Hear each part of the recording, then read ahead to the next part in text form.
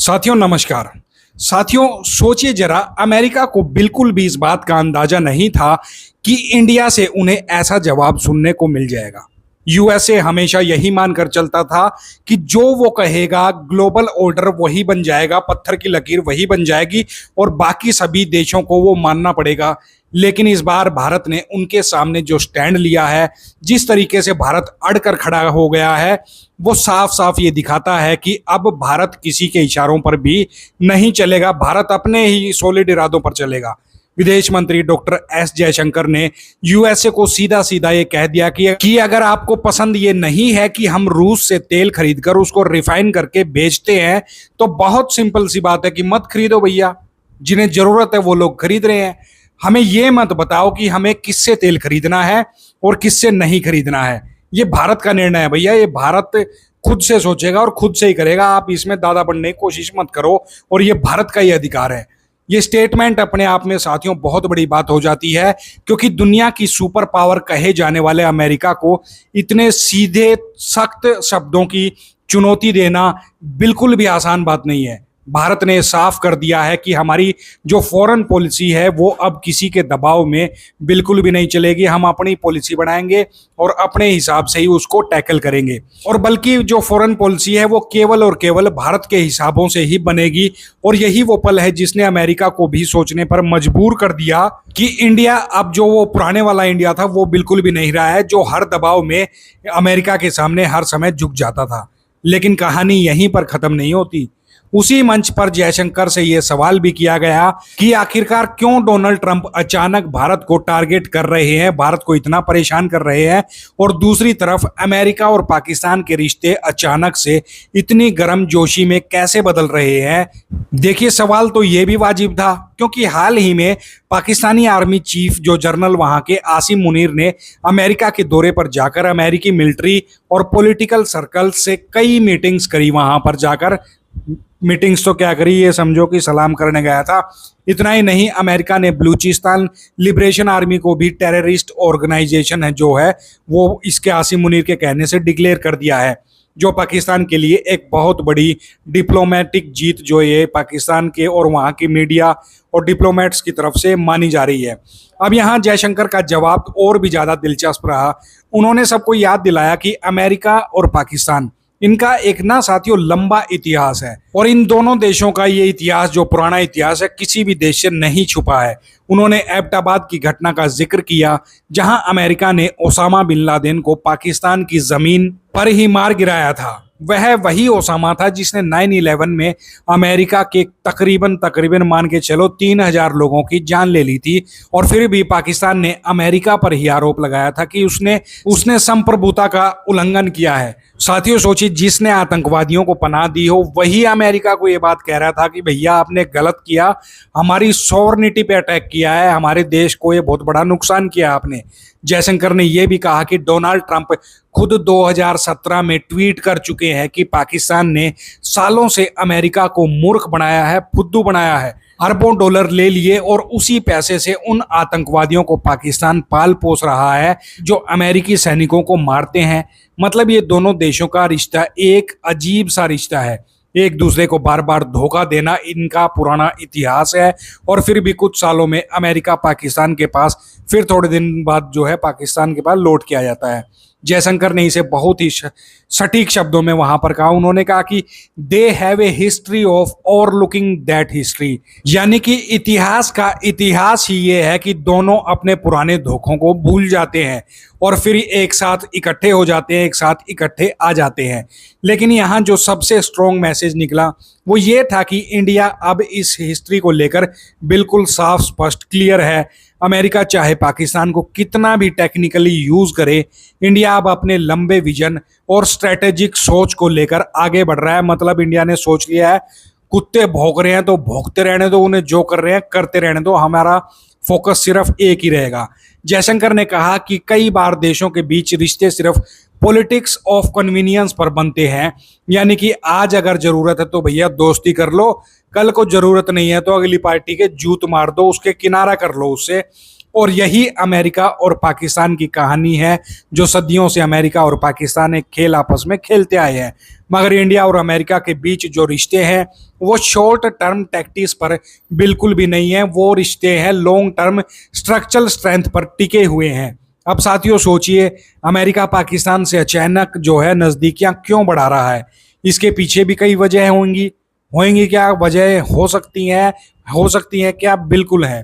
पहली बात तो ये है कि वॉशिंगटन में ये धारणा है कि अगर रूस यूक्रेन के बीच कभी भी सीज फायर कराना है तो आपको दिल्ली से होकर जाना होगा, उसका रास्ता दिल्ली से होकर ही गुजरता है।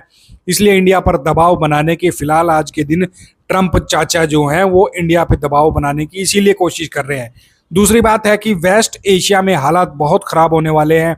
इसराइल और ईरान की जंग की जो आहट है उसकी सुगबुगाहट सभी को सुनाई दे रही है, और ऐसे में अमेरिका को पाकिस्तान की मिलिट्री बेसिस और उसकी लोकेशन स्ट्रेटेजिकली जो है वो अमेरिका के काम आ सकती है। और तीसरी बात यह है कि ट्रंप और उसकी टीम की सोच हमेशा से ही ये रही है कि पाकिस्तान का नाम लेते वक्त इंडिया का नाम भी उसमें घसीटना बहुत जरूरी है, ताकि इंडिया को अप्रत्यक्ष रूप से प्रेशर में डाला जा सके। लेकिन साथियों, अगर आप इतिहास को देखेंगे तो हर अमेरिकी राष्ट्रपति की अपनी एक अनोखी थ्योरी हमेशा रही है। जॉर्ज बुश के समय में पाकिस्तान को अरबों डॉलर दिए गए आतंकवाद से लड़ने के नाम पर उस पैसे का बड़ा हिस्सा करप्शन और मिलिट्री में चला गया। मगर आतंकवादी जो थे वो ऐसे ही पलते रहे, वहां पर जो ट्रेनिंग कैंपों में अपनी ट्रेनिंग लेते रहे।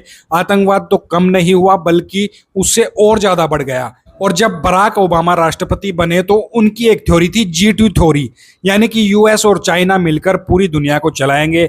उस समय इंडिया को लेकर उनके विजन बहुत धुंधले थे, क्योंकि उन्होंने सोचा ही नहीं था कि इंडिया इतनी तरक्की भी कर सकता है। उन्होंने तो क्वाड को ही लगभग खत्म कर दिया था। फिर आए डोनाल्ड ट्रंप, जिन्होंने क्वाड को एक बार फिर से दोबारा जिंदा कर दिया। जो क्वाड पहले उनके बराक ओबामा के टाइम में खत्म होने वाला था, उनको ट्रंप ने दोबारा जिंदा कर दिया और चाइना पर ट्रेड वार छेड़ दी। अब ट्रंप की T2 थ्योरी सामने आ रही है, यूएस और पाकिस्तान, जहां टी का मतलब साफ साफ है टेररिज्म। लेकिन सच बात यह है कि इन सब टैक्टिकलों का अंत आखिरकार इंडिया पर ही आकर होता है। हर अमेरिकी राष्ट्रपति के पास अपने अपने एक्सपेरिमेंट होते हैं, कभी पाकिस्तान को आगे बढ़ाना, कभी चाइना को को लीडर बनाना। लेकिन जब भी बात लॉन्ग टर्म स्ट्रेटेजी की बात उनके सामने आती है तो समझ आता है कि इंडिया के बिना दुनिया का बैलेंस ना तो पहले कभी बना था और ना ही अब बन सकता है। और इसी आत्मविश्वास के साथ जयशंकर आज भी अमेरिका को जवाब दे रहे हैं। इतने कड़े शब्दों में ट्रंप चाचा को उन्होंने जवाब दे दिया है, सीधा सीधा संदेश भी दे दिया है। आज इंडिया किसी के दबाव में आकर नहीं बल्कि अपनी डिग्निटी के साथ बात कर रहा है। चाहे हमारी अर्थव्यवस्था को लेकर ट्रंप कुछ भी कह दें, सच बात तो यह है कि इंडिया के पास अपनी स्ट्रेंथ है और उसी स्ट्रेंथ के भरोसे पर हमने यूएस को ऐसा रिप्लाई दिया है और ऐसा रिप्लाई आगे भी हम देते रहेंगे। और असली जवाब तो आने वाले महीनों में इसको मिलने वाला है, जब व्लादिमीर पुतिन भारत में आएंगे और पीएम मोदी चीन में वहां पर शी जिनपिंग से मिलने के लिए जाएंगे। अगर यहां से कोई इंडिया रूस चाइना ट्रायंगल बनता है तो वो अमेरिका के लिए सबसे बड़ा मैसेज होगा। और ये समझ लो कि अमेरिका को इस बात को सोच सोच के ही पसीने आ रहे हैं। तो साथियों, अब सवाल आपसे भी है कि आपको लगता है कि अमेरिका बार बार पाकिस्तान पर भरोसा करके वही पुरानी गलती दोहरा रहा है जो उसने पीछे इतिहास में दोहराई थी, या फिर इस बार उनका कोई टेक्निकल गेम है जिसमें इंडिया को घेरने की पूरी कोशिश करी जा रही है? आप अपने विचारों को कमेंट करके हमें जरूर बता सकते हैं। तो साथियों, सीधी सीधी बात यह है कि जो जयशंकर जी ने वहां प्रेस कॉन्फ्रेंस हो रही थी उसमें साफ साफ कह दिया, अमेरिका तो बार बार ये कह रहा है कि आप रशिया से तेल ले रहे हो, क्रूड ऑयल ले रहे हो, उससे सस्ता ले रहे हो और यूरोपियन देशों को जो है आप महंगे दामों पर बेच रहे हो। तो जयशंकर जी ने भी साफ कह दिया कि भैया हम तो ले रहे हैं क्योंकि ये हमारी जो पब्लिक है, हमारा जो देश है, उसकी पब्लिक के हितों के लिए हम ऐसा कर रहे हैं और सभी देश करते हैं, इसमें भला हम बुरा क्या कर रहे हैं।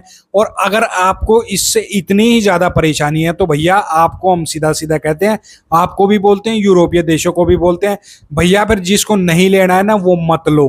क्योंकि जयशंकर जी को भी पता है कि सभी लोग भारत से इसलिए तेल खरीद रहे हैं क्योंकि भारत से उन्हें बहुत सस्ता तेल पड़ रहा है और उनके डेली आप ये मानो लाखों करोड़ों डॉलर जो है तेल के एवज में जो उनको फालतू देने पड़ते वो सारे डॉलर उनके यूरोपियन कंट्रीज के और अमेरिकन के सभी के बच रहे हैं, उनको फायदा दिख रहा है, इसीलिए वो इंडिया से ले रहे हैं। और रही पाकिस्तान की बात, वो तो भैया लातों के भूत बातों से नहीं मानते, वो वाली बात है। वो तो एक किस्म का भिखारी है, पूरे वर्ल्ड में सबसे बड़ा भिखारी वो है। अगर उसके हाथ में आप उसे भंडारे में खड़ा कर दोगे ना, हाथ में कटोरा दे दोगे कि भैया ये लो भंडारे, क्या ना इसमें दाल आएगी, रोटी आएगी सब, तो वो ना उस कटोरे को अंदर से उसके जो डीएनए है ना वो शुरू हो जाएगा, वो खाना नहीं खाएगा उस भंडारे में बैठ के, वो वहीं बैठे लोगों से ही भीख मांगनी शुरू कर देगा।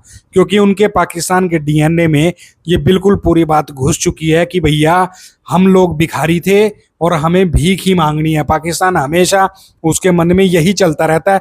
आप किसी भी पाकिस्तानी लीडर को देख लो, वो जहां भी जाएगा ना बाहर किसी भी कंट्री में, तो आप ये समझ लेना कि वो घूमने या और कोई अपने देश को जो आगे बढ़ाने के लिए नहीं गया, वो वहां पे भीख मांगने गया है। सीधा सा उनका सिंपल सा हिसाब है, भैया बाहर जाओ भीख मांग के लाओ और अपने देश में वापस आ जाओ। क्योंकि वहां से वो डॉलर मांग के लाएंगे और यहाँ पे उनकी बहुत ज्यादा वैल्यू हो जाएगी, तो उनकी जो है पूरा पूरा साल का खर्चा निकल जाता है। ऐसे ही है भैया, ये तो भिखारियों का देश है। और ट्रम्प को क्या दुनिया समझ गई है भारत की पावर, कि भैया अब भारत रुकने वाला नहीं है, क्योंकि बहुत हो गया है। अब भारत ने भी जो है अपने फ्यूचर और देश के फ्यूचर और देश की जनता के फ्यूचर के बारे में सोचना शुरू कर दिया है। और भैया जिसकी लाठी उसकी भैंस वाला हिसाब किताब है, तो भारत जो है अपनी लाठी को तेल पिला रहा है आज के टाइम पे। बड़ी सिंपल सी बात है जो आपको देसी भाषा में मैंने समझा दी। तो साथियों, आप कमेंट करके हमें बताना कि आपको हमारा ये वीडियो जो था, ये महत्वपूर्ण टॉपिक कैसा लगा। और आपकी अगर कुछ राय हो तो आप हमें कमेंट बॉक्स में राय भी दे सकते हैं। मिलते हैं आपसे अगले किसी ऐसे ही महत्वपूर्ण टॉपिक के साथ। तब तक के लिए जय हिंद, जय राष्ट्र, जय हिंदुस्तान।